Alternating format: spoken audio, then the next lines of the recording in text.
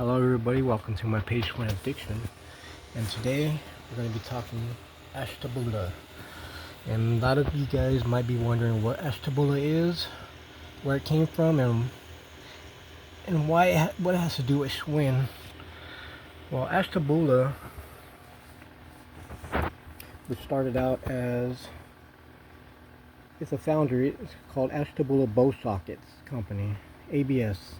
Started out in 1880. They made bow sockets, and what they did was, a bow is this. If you've seen a horse-drawn carriage, this is a bow. All these ribs, these are called bows. And what they did was they made bow sockets. Sockets for each of these bows had to go in the socket, which kind of look like this up close.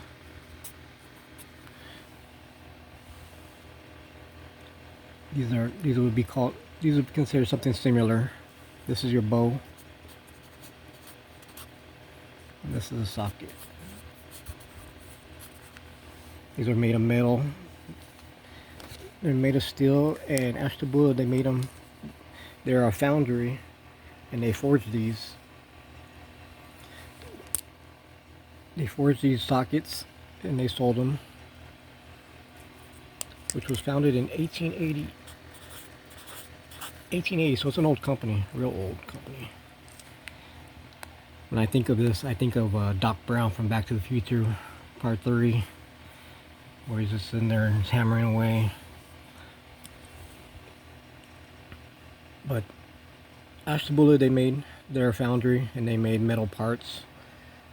And one of the things they did was it says carriage. I did a little research, and they've done convertible tops. I don't know if these folded back, where you could you fold them back and make like a somewhat convertible or something. But they're the makers of the folding carriage top. And then around 1907, they changed the name to ASHTABULA Bow Socket Company. And they did a whole bunch of stuff like hot and cold forged, arc, spot welding, stamped, brake formed, machined. True masters of the widget. And then by 1930s, they started making parts for bicycles, which is around the time, 1930s was the time when the Schwin balloon bikes started coming out, and they were like the most popular thing at the time. They were like despite the Great Depression, it was like a bicycle boom. It was 1933. And so what they did was, Ashtabula, they made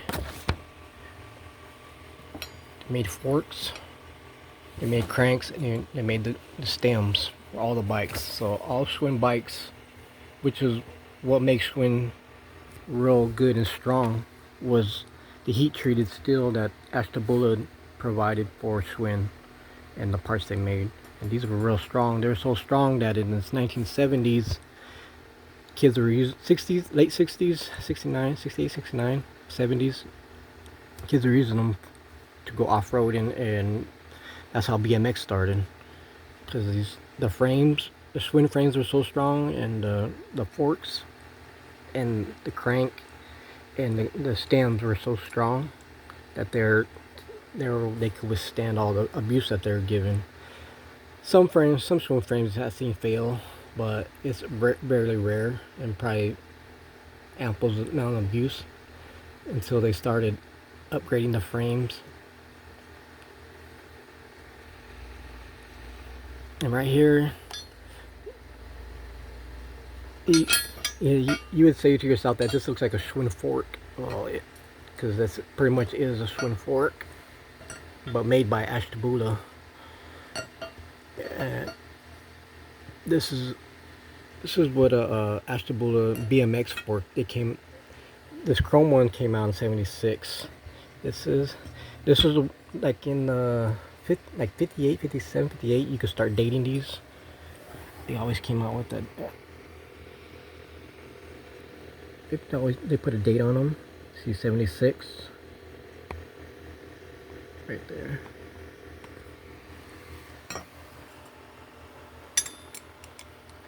Another way to date them. Let's see, get this to focus. This one's 77. I'm trying to find a 76 one I'll trade for. This is all bare metal, it's not chrome. I'll probably have it chromed or painted again. This is for my 76 build that I'm doing, which I will do in a video pretty soon. And these are rare Ashtabula stamp crank. And this is a 76 as well. Oopsie. Let me flip that for you guys. That's the 76A for Ashtabula. I don't know. Not sure what the 13 stands for. And there's other stampings.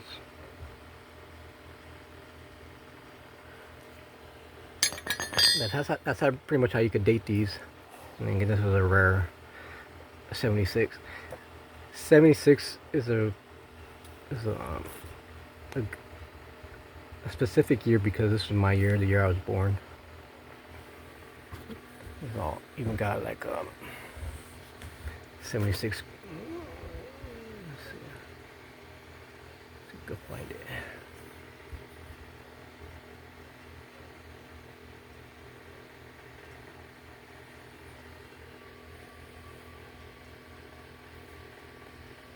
I found it yesterday.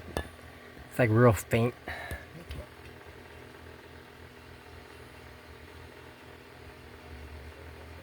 think they're right there.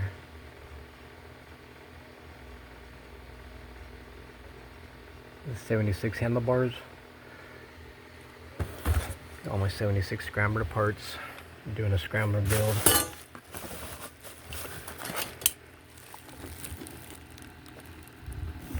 Schwinn. Going with a rat trap. Chain.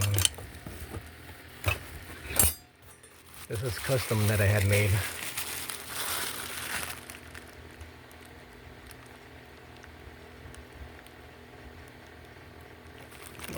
Custom faceplate. I think his name was JM Mod. JM MOD. He was making these, and I have another one. These are aluminum fenders that I made. I have a whole bunch of these stocks, so I just made some fenders. This one's for the front.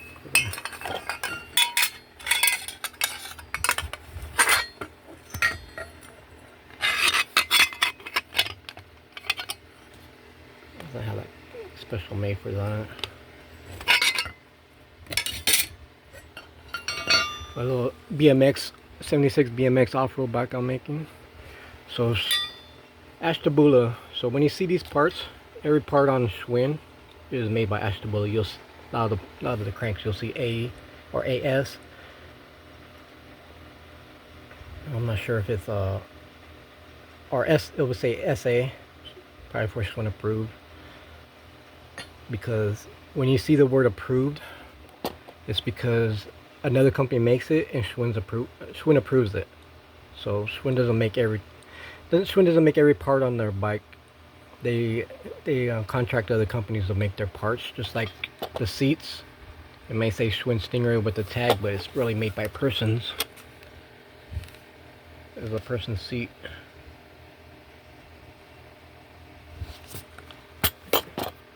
These handlebars are made by someone else. I think probably Wald. Wald used to make the bars. I'm not sure if they still make them.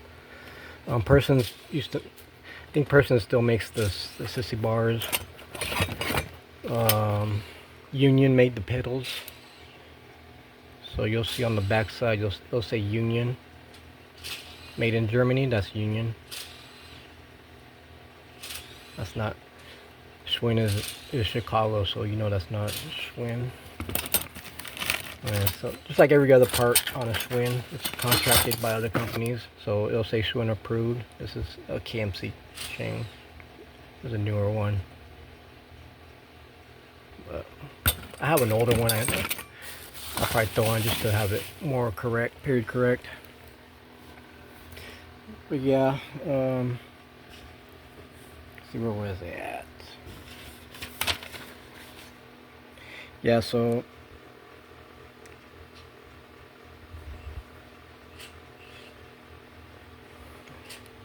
this is Ashtabula. Anyways, ever wondering or they ever came across these and wondered what they are? These are 1976, specifically made for BMX in '76 when the BMX boom came around, and Ashtabula started making, and then they eventually came out with their own frame.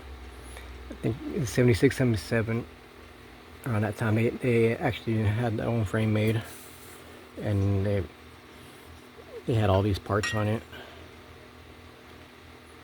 which was a pretty strong bike and rare bike to find. It actually came on a board. The parts and the frame came on a board, like in pieces, and that's how they sold it. Yeah, and this black, a lot of the parts you'll see they're black like this, because it's a special coating that they put on. It's like a zinc or a magnesium phosphate coating called Black Magic. It's like Black Magic finish, and it's supposed to keep it from rusting. Like this was supposed to be coated with that, and but like it's like a special coating, and you're supposed to oil it to keep it from rusting. But this one was all rusted up and wasn't taken care of, so I just took down the coating and probably have it chrome plated, or I think I'm gonna go with chrome because the bike I'm doing, so I can match these forks. I'll probably end up doing the crank too as well. And there you have it, Ashtabula Bow Socket Company. It's an old company, and you'll see that like the new repop bikes, their forks they're a lot thicker. They're way different than this, and they're a lot thicker because they're not Ashtabula. They're a different company that made them. These are forged steel and they're hardened steel, and they're made to take abuse, and they're real strong. The new forks, they're not this strong, and that's why they went with piping. And you'll see a lot of these, the new cranks break. Sometimes they'll break right here, and the stems aren't the same, even though there's like a repop stems that it looks similar, but they're not the same. They're not the hardened steel, heat treated, and they're not as strong. You'll see them. That's why these are a lot thinner, but they're a lot stronger. The other ones are a lot thicker, and they're pretty cheap. They don't look as good.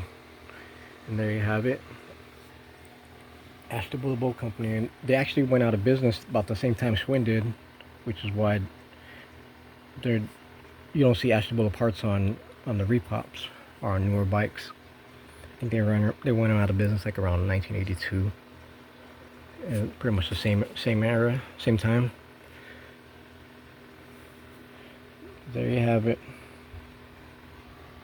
Thanks for watching. Please like and subscribe, and maybe we'll start giving away. We're halfway there, 500 subscribers right now. Thank you guys for all your support, for everybody who subscribed. I thank you guys personally. But we're halfway there. Trying to get to 1,000 subscribers. I'll start giving away. I got a whole bunch of parts just stashed around. I need to start digging through my stash spots, see what I have, start making a compile list of what I'm gonna give away. Maybe I'm gonna do some videos on parts hunting. I'm gonna go start parts hunting and show you guys how to parts hunt, and how to look for bikes, and how to look for what I do to look for stuff, because that's the best part of it. You know, that's the hunt is the best part. That's why sometimes I sell everything, and then I start buying more stuff, and it's like